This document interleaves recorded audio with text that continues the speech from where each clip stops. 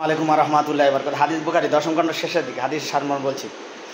নবী করিম সাল্লাল্লাহু আলাইহি ওয়াসাল্লাম বলেন যে বানী ইসরাঈলা তাদের নবীদের ভালোবেসে ছিল, তা সত্ত্বেও সেই ভালোবাসার দরুন তারা তাদের নবীদের সঙ্গে থাকতে পারবে না, কারণ তারা নবীদের মতো ভালো ভালো আমলগুলো কাজগুলো করেনি।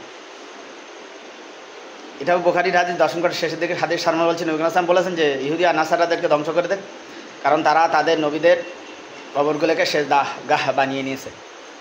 বিশেষ করে যে মুসলমান গোরসেদা পীরসেদা করে পুষ্পাঞ্জলি পীরের পুষ্পাঞ্জলি দেন, এগুলো ইহুদি আর নাসারাদের সমতুল্য নয়, লানুগ্রস্ত নয়। আবার তার নাকি বলে তারা নবীর আশিক, নবীর প্রেমিক। হাক কিন্তু সত্যপন্থী কোরআন সহিহ হাদিসকে মান্যওয়ালাদের ওয়াহাবি আর সালাফি আহলে হাদিস বলে, জামাত ইসলামী বলে গালি দেয়।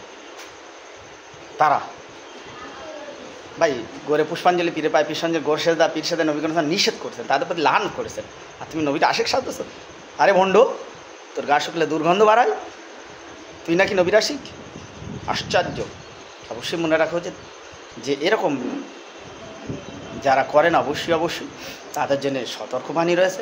নিঃসন্দেহে এইরকম কাজগুলো পরকালেও তাদের জন্য মুসিবতের কারণ হয়ে দাঁড়াবে। নিঃসন্দেহে কোরআন সহিহ হাদিস অনুযায়ী জীবন পরিচালনা করা লাগবে, আল্লাহ রসুলকে ভালোবাসা লাগবে, নবী সাহাবাদের এবং নবীকে ফলো করে জীবন পরিচালনা করতে হবে, নামাজ আদায় করতে হবে, কোরআন অনুযায়ী হাদিস অনুযায়ী সহিহ হাদিস অনুযায়ী জীবন পরিচালনা। কাউকে ভালোবেসে কিছু আদায় করা যাবে না বস। হিজ ইজ হুজ, যার তার।